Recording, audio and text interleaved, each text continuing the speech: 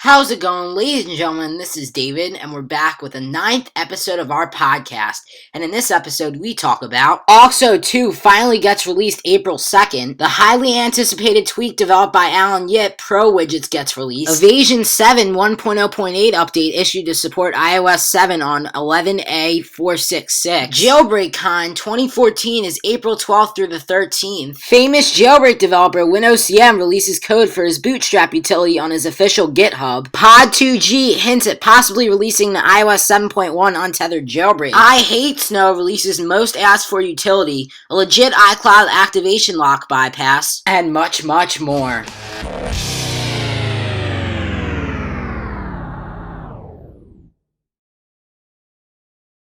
What is up, ladies and gentlemen? This is David with Mac Tutorials 14. This is Let's Talk Tech, episode number 9. I have my co-host on the line, Max from Another Apple News. What's up, Max? How you doing? Fantastic. Same, I am fantastic as well.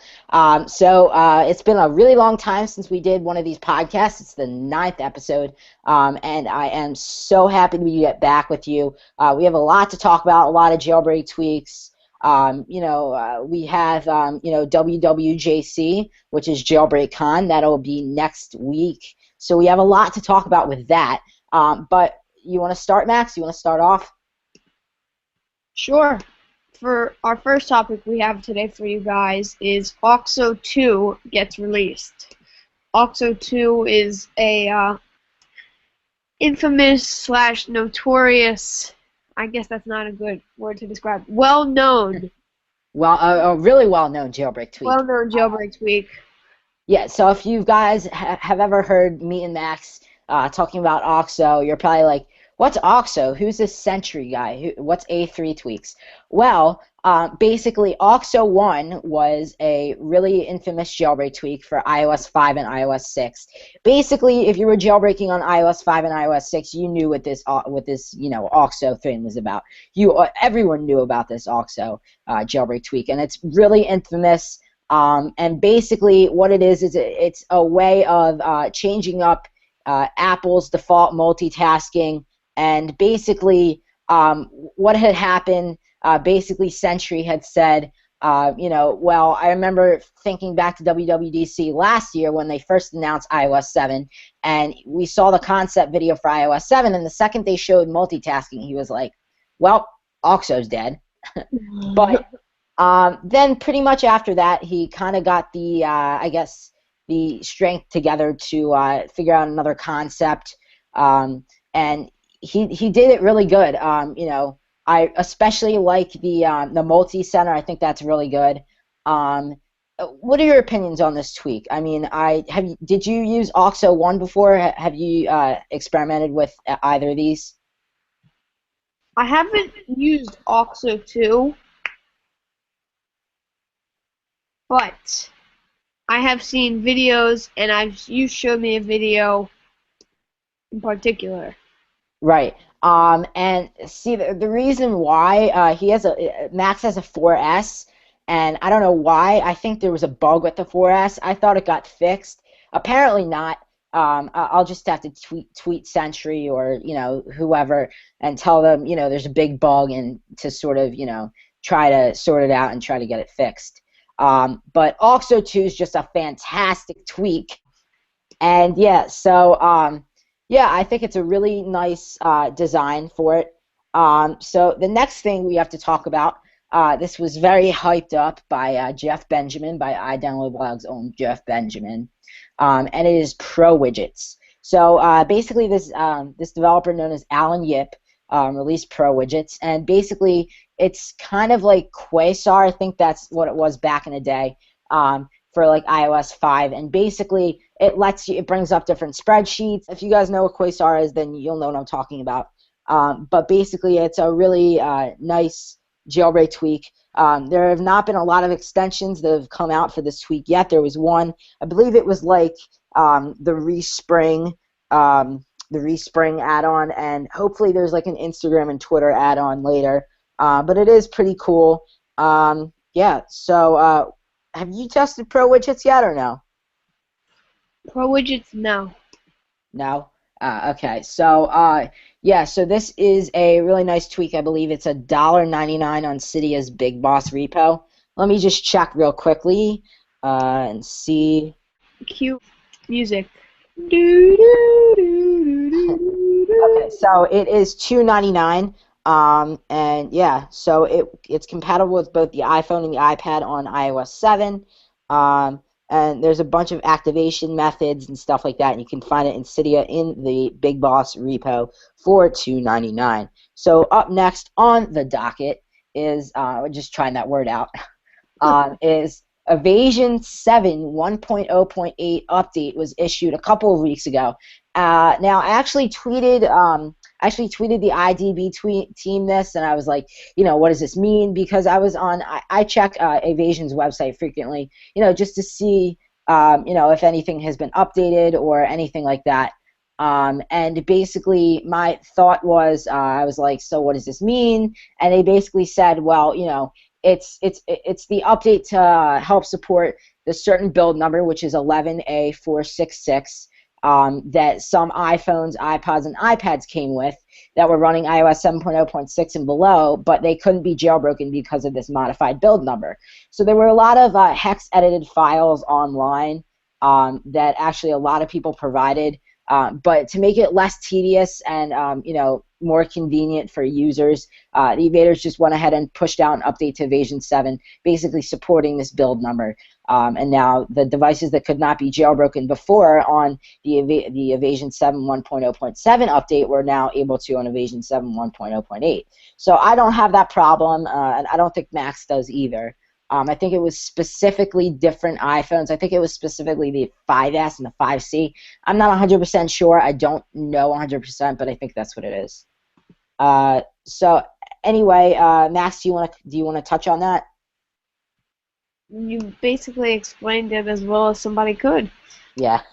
Anyway, so up next on the docket, do you want to go ahead and see what we got next, Max? Bio. How to fool your friends into believing that you have a fingerprint scanner on a non-iPhone 5S device. Go ahead. Sorry. No, it's fine. I didn't get to sample this, or I guess you would say I didn't get to try it out yet. Well, basically, I was kind of approaching this in a different light. Basically, what this does is it's basically a novelty. It's basically like for non iPhone 5Ss, there is really no way to get a Touch ID like thing. And basically, what this tweak allows you to do is it adds a virtual fingerprint scanner for your iPhone 5 or below. Or iPad on your lock screen, and a simple hold on the fingerprint scanner while scan activation occurs will unlock your device. To kind of make it look like it is, there's I think there's a free version of Bio, or maybe not. Yeah, there's a free version called Bio Lite. It's also available in the Big Boss repo. You can download that for free. But the paid version of Bio actually lets you customize, the way the fingerprint scanner looks. Whether or not you have to do a secret code to unlock your phone. So unless you, flick the screen up and then put your finger on the screen, it won't unlock. Or unless you flick the volume button up and then put your hand on the screen, it won't unlock. Basically to just trick your friends into believing that only you can unlock your phone using that, and you don't have a fingerprint scan reader. So that is a pretty interesting tweak. It's a pretty good novelty, but it's a pricey novelty at $1.99 in Cydia's Big Boss repo. So it does require iOS 7. So I was kind of approaching it in the light that it worked as a real fingerprint scanner for 9 iPhone 5S devices, which would have been amazing. And I would have told you, Max, about it a lot, but I didn't really feel as though it was necessary to tell you that Bio has been released, considering it was just a novelty. I mean, it's a good novelty, but at the same time, it did trick me in the beginning, but I figured it out. Anyway, what do you think about Bio? I know you haven't. I don't think you tested it yet, right? No, I haven't. But it looks like a good tweak, like to fool your friends, like pull a joke on them. I would, I probably will go download it right after this. I mean, and especially that's probably, the thing that, a lot of people most likely will do. I mean, that's probably one of the jailbreak tweaks that most people will show off, just to kind of, say, look, I have an iPhone 5 or iPhone 4 or whatever, and I hacked it so I can get a fingerprint reader. And then, you would do the secret steps, for example, flipping up the volume button, and then it would unlock. But then when your friend tried, and if he didn't see you flipping up the volume button, it wouldn't work because you don't have the secret steps. So that's a pretty nice jailbreak tweak. Up next on the docket, we have Jailbreak Con 2014. So Max, do you want to start off? Sure. Jailbreak Con 2014 is happening April 12th to April 13th. So it is 2 days. It's April 12th through the 13th. And it is in South San Francisco. It's in the South San Francisco, California Conference Center. So basically, doors open at 9:30 a.m. The event starts at 10 a.m. and it ends at 5:30 p.m. on both days. So tickets are available now. They're $30 for adults and $10 for people under the age of 18. And ticket sales are processed via Cydia. So if you want to go now, they're still available, even though the event is next week. It's good. There's probably really limited supplies of tickets left. So if you want to go, buy some tickets, tickets are sold on Cydia, and you can go grab them via Cydia. So me and Max, unfortunately, will not be attending because we live like 3,000 miles away from San Francisco. But, like I said, maybe if it comes to the East Coast, we have probably a fairly good chance of going. I would definitely want to go. How about you, Max? Jailbreak Con 2015, New York, Philadelphia. What do you think? Yeah. Yeah? Okay. Well, I don't know. Maybe we should ask, the people at Jailbreak Con if they can make it at Philadelphia or New York. Or somewhere on the East Coast. I'm sure if it's close to there, to Philadelphia or New York, I'm sure I would convince my parents to go. Even if it was as far as Florida, I think my parents would probably still say okay, because it's still in the. I mean, I have a better chance of getting my parents to say okay to Florida than getting to say okay to 3,000 miles away in San Diego. So, or not San Diego, sorry, San Francisco. So, yeah. Anyway, so the people that are going to be there, if you want to interject, Max, you can. There's like a whole list of them. Yeah. So if you want me, I'll go through if you want. We got I Hate Snow, Shurinix, who is famous for Iris. I Hate Snow is also famous for a bunch of different things. He's famous with WinOCM for creating the 6.1.3, 6.1.4, 6.1.5, and 6.1.6 untethered jailbreak tool known as POSIXbone.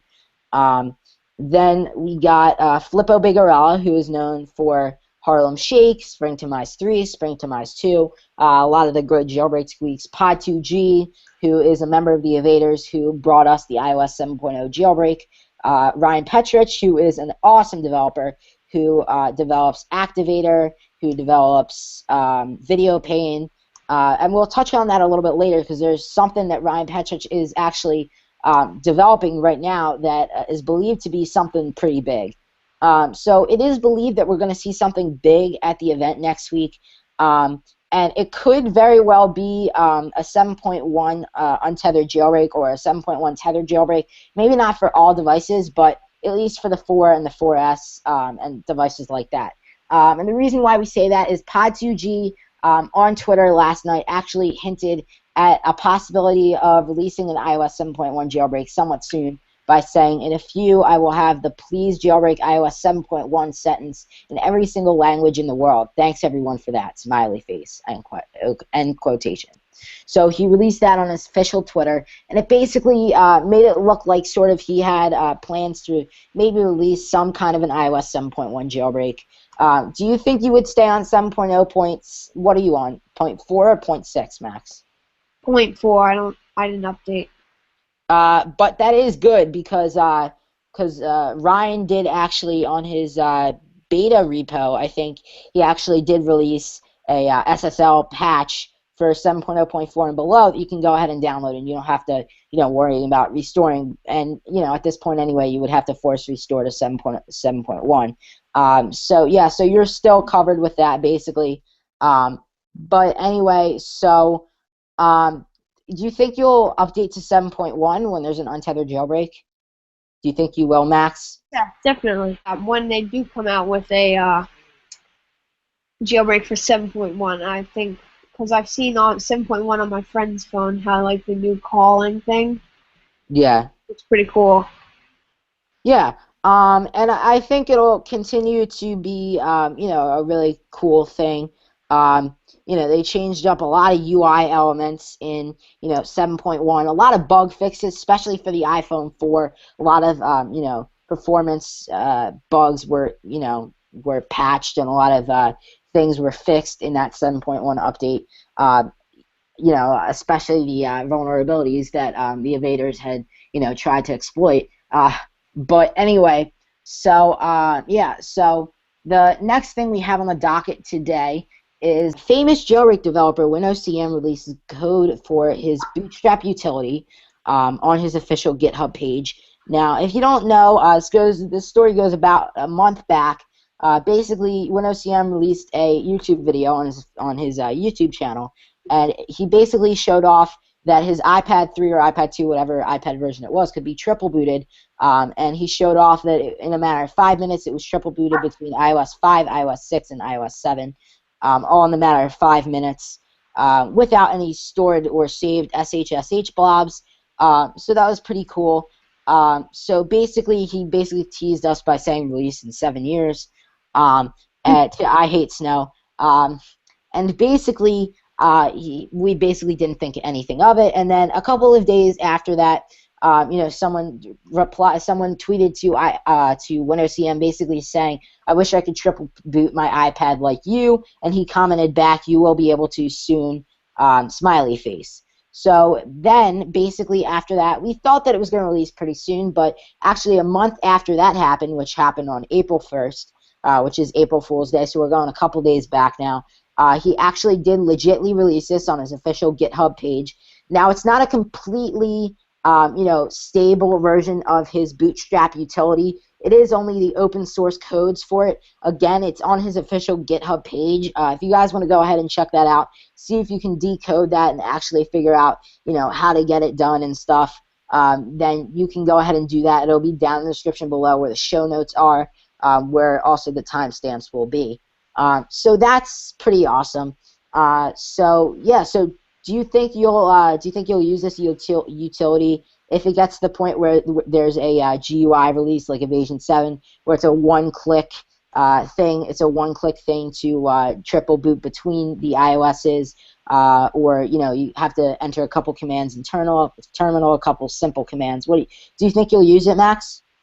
Yeah, probably, because we were trying to get Seth to try and decode that code. But I took a look at it, and it can be pretty hard.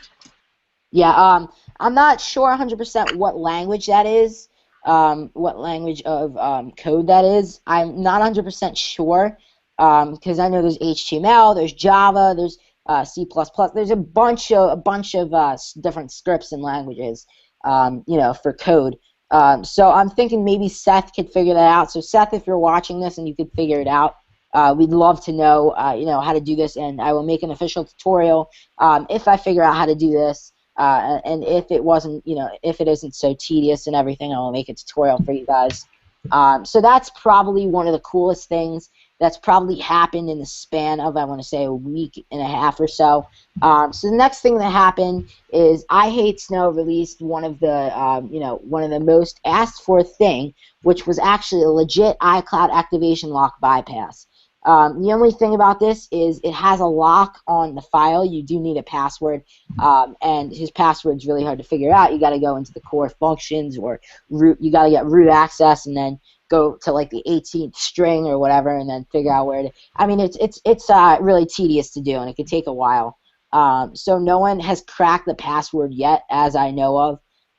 But yeah, I don't really need this. Basically, what iCloud Activation Lock Bypass is it's essentially a tool that can basically go ahead and unlock a phone.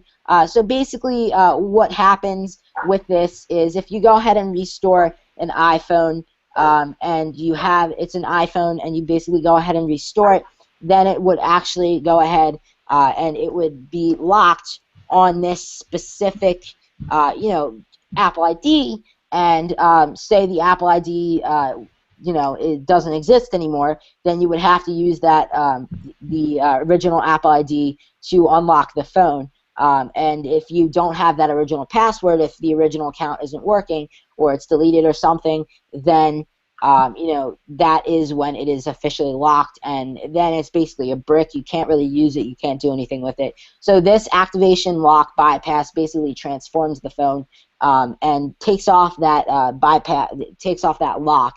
It bypasses that lock and lets you into the phone. So this can be and this is why it's a scary utility, because it can be very useful to hackers and to thieves that decide they want to go ahead and steal someone's iDevice. And it is it's iCloud locked. They can go ahead and use this utility and bypass that activation lock essentially, and they can get in and get all the contacts and all this different stuff. And it's just altogether, it would be terrible.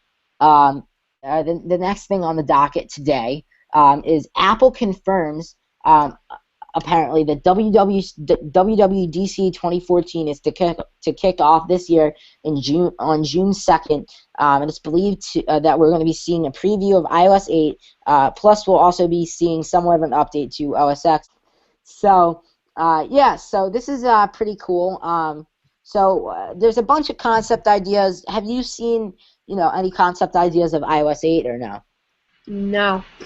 No. Well, there's a bunch of them, surfacing the web, and, there's a lot of them, and it's just some of them are, some of them look to be real, some of them look to be fake. You've always got those concept ideas that are just, too good to be true, like there's going to be like a huge laser keyboard that just randomly pops out of the phone from nowhere, and it's like this whole, thing, and it brings, different features or whatever, and it's like, it's too weird and too good to be true, I guess you can say. So a lot of those are fake. Some of those look real, but yeah. So we're believed to be seeing part of iOS 8, a preview of iOS 8, and plus we're also going to be seeing an update to OS X. So the next thing on the docket is the Galaxy S5. The Galaxy S5 got announced a while back. We actually reported on that last podcast. So if you guys want to go see it, it will be in the description, as well as there should be an annotation to the video, to our previous podcast, where we go ahead and detail the Galaxy S5, and it was announced.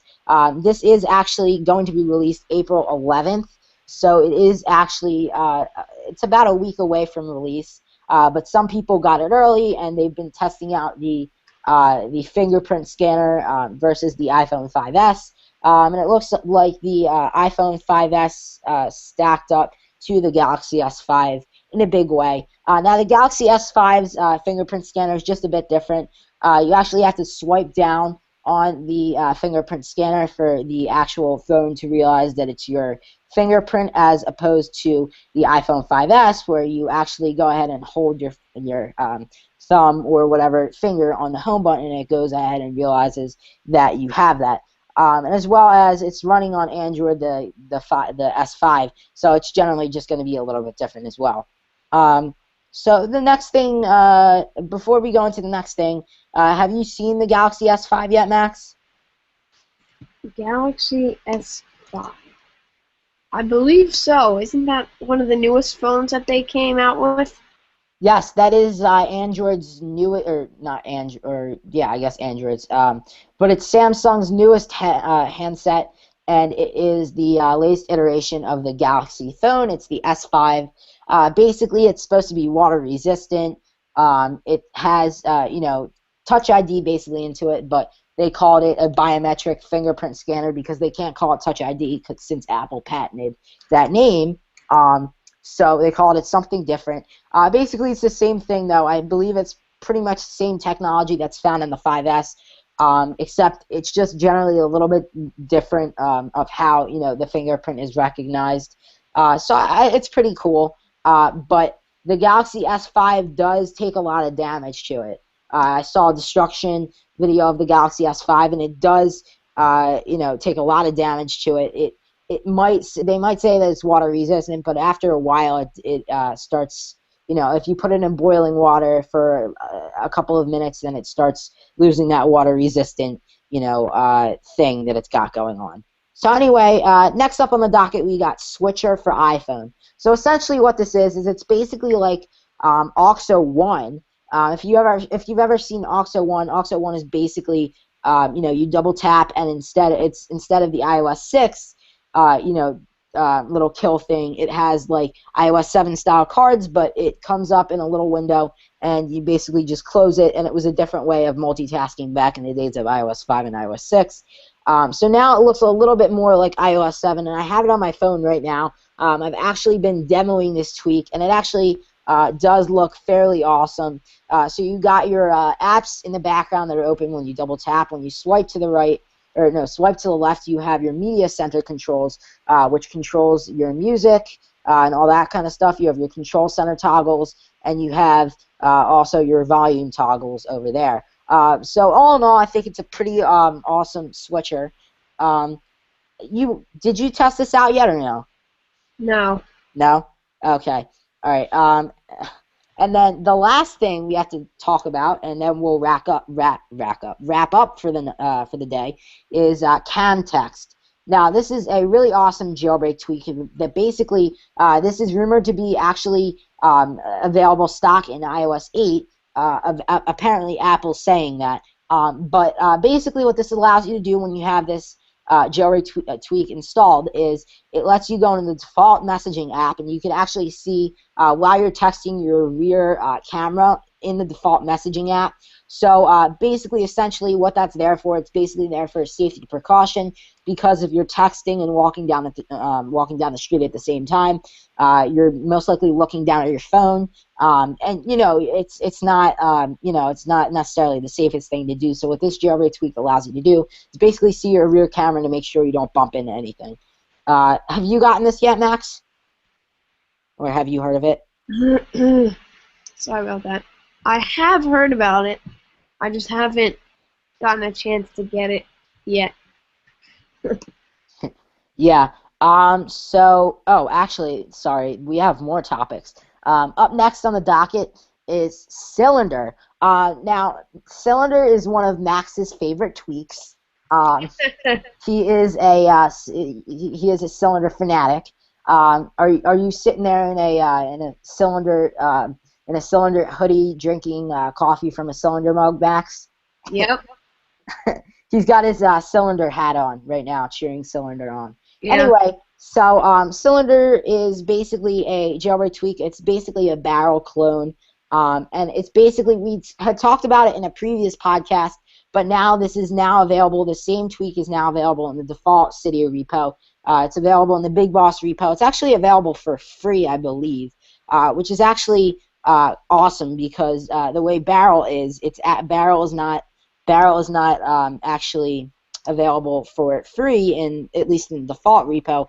Barrel is available, I think, for, let me just see, it's available for let's see, $2.99.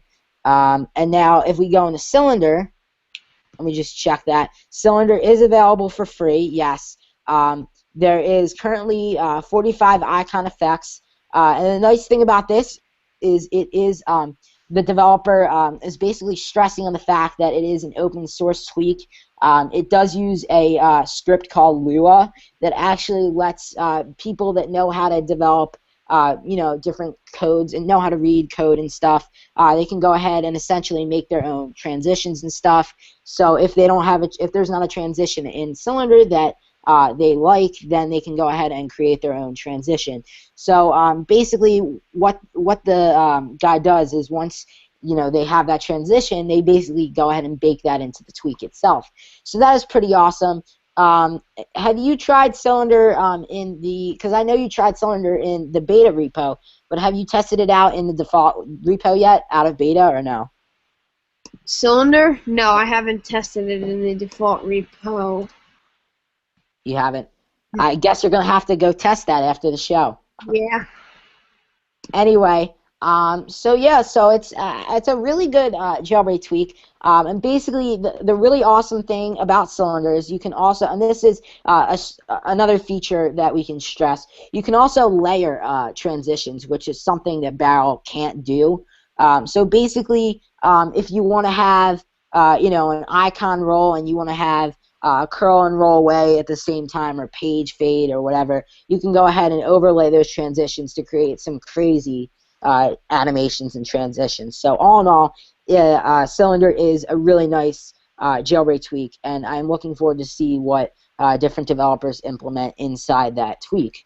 Anyway, next up on the docket for today, we have Amazon actually unveils its Apple TV competitor. It's $99, and it is called the Fire TV. Do you think you're going to get this from Amazon or no? Fire TV. Yeah. A bit interesting. An interesting name. Fire. Let's see. Kindle Fire. Honestly, no, it doesn't really ring a bell. So anyway, so Amazon has used that suffix of fire a lot. I don't know if that's their trademark. Maybe they trademarked that. The Kindle Fire HD, the Kindle Fire, the Kindle, all that stuff. And now they have Fire TV. And basically, it's Apple TV's competitor, and it basically does all the same things Apple TV does, and it's the same price. And it's just essentially the only difference is it's made by Amazon, and it's got a different name. So I don't think I'm going to be picking this up, most likely because of the fact that Apple is supposed to release I believe it's the 4th generation of the Apple TV somewhat soon. And it's supposed to have motion sensing, so I believe I will pick that up pretty soon. I'm not gonna go. I was gonna go for the 3rd generation, but then when I heard that the Apple TV was getting a refresh somewhat soon, I wanted to wait a little while because it really does suck when you buy a product, and this is what always happens to me. You buy an Apple product, then about a week later, the new Apple product is out, and it's completely different from the one that you just bought, and it's so much better, and it's like a higher price than the other one was. So, I mean, that's just, I guess how things are. But will I be picking this up on launch day? Definitely not. Will I ever be picking this up? I don't know. I guess we'll just have to wait and see if this stacks up to the Apple TV. If I hear that Amazon Fire TV is better than Apple TV, then I might go ahead and buy it. But for the $99, it is a steep price range, especially since I don't have $99 just randomly out of my pocket right now. I know Max just got done celebrating his birthday yesterday, so happy birthday to Max. Thank you. Thank you. Reference to Mr. Winter. Anyway, so he does have some money on him, but since my birthday isn't yet, I don't have any money on me, right now conveniently. So, I don't have just, $99 laying around anywhere. But, for that price range, I would certainly go for the Apple TV just because, it's an Apple product. Generally, Apple products are better than Amazon products. It's the iPad versus the Kindle. Which one would you rather pick, the Kindle Fire HD or the iPad Mini or iPad Air or whatever you want to pick. I mean, that's just the thing. So I mean, I don't know. I guess we'll just have to wait and see. The next thing we have on the docket, Max, if you want to take this last one, and then we'll wrap up. I think we went a little out of order here. Okay. What did we miss? I'm sorry. I have Fire TV as the last one on my list. Oh, right. I didn't, because I didn't add that. I added that to mine. That's why. I edited mine. I told you that. Anyway, I'm sorry. I should have. Let's just start over with that. Um, so okay. So the next tweak on the docket is now it's not really a tweak yet, but it is currently in development by Ryan Petrich, and it's a video pane-like tweak that will basically let you keep multiple pages of apps together on the home screen, and it's basically the same idea as video pane except it's for apps. So this would be highly innovative, and you just think about it on the iPhone, and it's all right, but then you think about it on the iPad, and it looks so much better, in your head on the iPad. I think it'll be really awesome on the iPad. Now, we currently don't know when this is going to be released. We know it's in development as of right now. Ryan Petrich showed us a concept video. If you want to go see that again, that'll be where the show notes are. But anyway, so what do you think about this, Max? Do you think you'll go ahead and get this when it releases? Yeah, probably. Looks like a pretty good, what's it called? Release? Yeah. Or tweak or whatever. All right. Anyway, I'm sorry for all this, guys. We're a bit rusty, which is the reason why we're messing up a little bit. But anyway, yeah. So this is going to be a really awesome tweak. I am looking forward to that a lot. I would probably pay. I would pay a lot of money for this tweak, to tell you the truth. Even more than I paid for video pane to begin with. I would pay at least $5. And I think since Ryan Petrich is a nice guy, it's probably going to be available in his beta repo at first for specific people, and then when it gets released publicly to when it gets pushed to Big Boss or ModMy or whatever repo it's in, he will probably price it somewhere between the price range of $2.99 and $4.99 or whatever. Anyway, I guess that's it. Do you have any other? Do you want to touch on that some more? No. Okay. Well, that looks like that's it. So that is it, ladies and gentlemen. Thanks for watching. That was Let's Talk Tech, episode number 9. I thank you, Max, my co-host Max. Oh, a pleasure. Yep. Thank you. You're welcome. Anyway, so that is it for now. Same time next week. Yep. Okay. All right. Talk to you later. Peace. Peace. Peace.